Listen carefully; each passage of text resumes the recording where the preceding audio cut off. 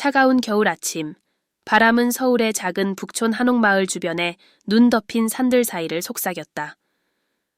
근처의 불교 사원의 종소리가 맑은 공기 속에서 울려 퍼지며 좁은 돌길을 따라 모험을 떠나는 몇 안 되는 지나가는 이들의 영혼을 어루만지는 듯한 멜로디를 만들었다. 전통적인 한옥집들은 구불구불한 지붕과 잘 연마된 나무 벽으로 그림 같은 풍경을 이루며 그곳은 몇 킬로미터 떨어진 곳의 현대적 혼란 속에서 고요함의 피난처처럼 느껴졌다. 28살의 젊은 여성 지혜는 반짝이는 검은 머리카락과 깊은 눈을 가진 채 마을을 걷고 있었다. 그녀는 서울에서 변호사로 일하면서 일상에서는 거의 입지 않던 전통 한복을 입고 있었다. 그녀의 부모님은 매년 할머니의 기일을 맞아 가족의 고택 중 하나인 가장 오래된 한옥에서 제사를 지내자고 그녀에게 강하게 권유했다. 지혜는 마지못해 그 제안을 받아들였다. 어린 시절의 추억과 할머니의 따뜻한 미소가 떠오르며 그 장소는 그녀를 부드럽게 끌어당기듯 했다. 집에 가까워질수록 지혜는 불안감을 느꼈다. 어머니가 그녀에게 가라고 했을 때 그 눈빛에 뭔가가 있었다. 그것은 단순한 가족 모임이 아닐 것임을 암시하는 무언가였다. 나무 문이 가벼운 삐걱거림과 함께 열리며 정갈하게 배열된 평평한 돌들로 덮인 마당이 드러났다. 그 중앙에는 거의 명상적인 방식으로 균형을 이루고 있는 돌들이 놓인 정원과 흙냄새와 진정감을 주는 향기를 풍기는 소나무 덤불들이 있었다.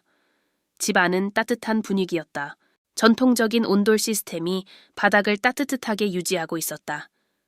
지혜는 현관에서 신발을 벗고 가죽 부츠를 다른 신발들과 함께 가지런히 놓았다.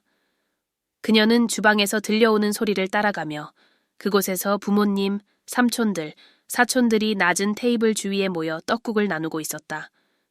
지혜, 드디어 왔구나. 어머니 미니가 불안감을 숨기지 못한 미소로 외쳤다. 지혜는 전통에 따라 어른들에게 예의를 갖추어 가벼운 고개 숙임으로 대답했다. 그녀는 가장 가까운 사촌인 도윤 옆에 앉았다. 도윤은 32살의 남자로 매력적인 미소와 항상 비밀을 간직한 듯한 눈빛을 지니고 있었다. 예상보다 늦었네. 그는 장난스러운 톤으로 말했다. 중요한 사건을 처리하느라 바빴어, 변호사님. 지혜는 간단히 미소를 지었다. 가족의 명예를 도시에서 지켜야 할 사람이 있잖아요.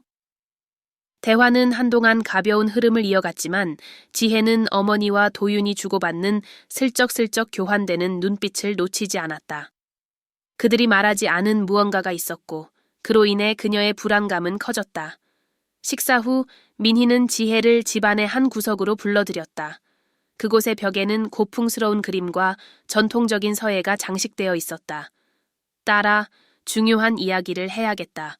민희가 지혜의 손을 단단히 잡으며 말했다. 할머니가 너에게 남긴 것이 있다. 지금 받는 것이 좋을 것 같아. 지혜가 무엇인지 묻기 전에 민희는 작은 나무 상자를 건넸다. 그 상자는 연꽃 무늬로 정교하게 조각되어 있었다. 상자 안에는 오래된 공책과 전통적인 한국의 도장이 찍힌 봉인된 편지가 들어 있었다. 이게 뭐죠? 지혜가 심장이 뛰는 것을 느끼며 물었다. 그건 할머니의 일기와 내게 쓴 편지야. 하지만 그것은 차분한 순간에 읽어야 해. 지금은 방해받을 때가 아니야. 지혜는 호기심을 숨길 수 없었지만 어머니의 요청을 존중했다. 나중에 모두가 다른 일에 바쁠 때 그녀는 어린 시절 이 집을 방문할 때 자주 자던 옛방으로 들어갔다. 종이 등불에 부드러운 빛 아래 그녀는 일기를 펼쳤다. 그 페이지들은 지혜가 상상할 수 없는 과거의 비밀들을 드러냈다. 할머니 은지는 지혜가 아는 것보다 훨씬 더 복잡한 인물이었음을 알게 되었다. 일기 속에서 그녀의 일상과 인생에 대한 반성들 사이에 금지된 사랑에 대한 구절들이 있었다. 성민이라는 남자가 일기 속에 반복해서 등장하며 그의 묘사는 지혜의 심장을 뛰게 만들었다. 그는 단순히 과거의 사랑이 아니었다. 그는 온 가족의 운명을 결정짓는 선택들과 연결되어 있는 인물처럼 보였다. 지혜는 멈추지 않고 읽었다. 할머니의 생각과 감정 속으로 깊이 빠져들며 그녀는 그 이야기에 몰입했다.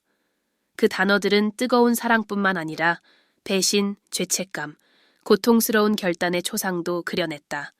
마침내 봉투를 열었을 때 그녀는 자신의 마음에 직접 말을 걸 듯한 편지를 발견했다. 나의 사랑하는 지혜야, 이 글을 읽고 있다면 이제 진실을 알 시간이 온 것이다. 내 삶 동안 나는 아마 네가 용서할 수 없다고 생각할 비밀들을 간직했을 것이다. 그러나 그것들은 사랑과 보호를 위한 것이었다. 이제 나는 너에게 이 짐을 맡기고 그것을 어떻게 할지 결정을 내리기를 바란다. 편지의 마지막 말들은 지혜를 숨이 멎을 정도로 놀라게 했다. 그녀는 더 많은 것을 알아야 했다. 그 후 며칠 동안 지혜는 마을의 한적한 순간들을 틈틈이 이용해 할머니의 과거에 대한 단서를 찾으려 했다. 그녀는 나이 든 마을 사람들과 이야기를 나누고 은지가 명상하던 사원을 방문하며 현지 시장에서 시간을 보내며 활기찬 분위기를 느꼈다. 그렇게 하던 중 집의 지하실에서 예상치 못한 발견을 했다. 느슨한 벽 뒤에는 오래된 편지들, 황갈색으로 변한 사진들, 그리고 신비한 에너지를 품고 있는 듯한 옥장식이 달린 목걸이가 숨겨져 있었다.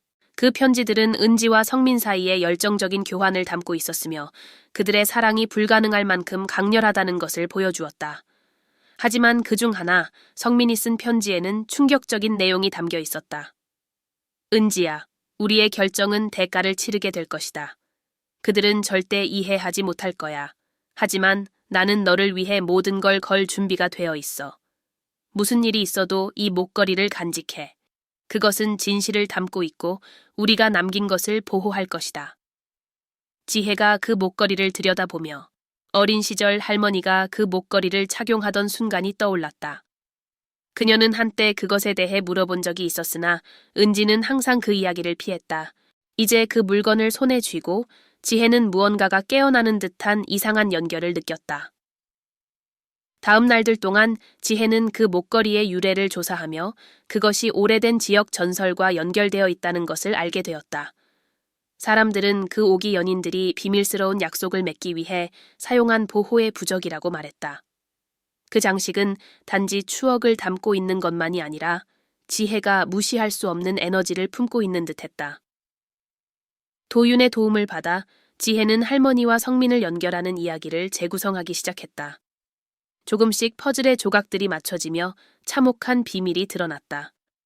성민은 지혜 아버지의 생물학적 아버지였고 그들은 결코 가족들에게 받아들여지지 않았던 금지된 사랑의 결실이었다. 그 진실은 지혜가 알고 있던 자신의 기원과 가족의 유산을 전면적으로 도전하는 것이었다. 지혜의 마지막 날, 그녀는 할머니가 명상하던 사원으로 걸어갔다. 그곳에서 그녀는 목걸이를 가지고 갔고 그것을 제단 앞에 놓았을 때 평화의 물결이 그녀를 감쌌다. 처음으로 그녀는 은지의 선택이 가지는 무게와 그것이 그녀의 삶을 이끌었던 힘을 이해했다. 지혜는 이제 그 유산을 존중하는 것이 자신의 사명임을 알았다. 과거의 그림자와 빛을 모두 받아들이며 산 뒤로 해가 지고 마을은 황금빛으로 물들었다. 지혜는 미소를 지었다.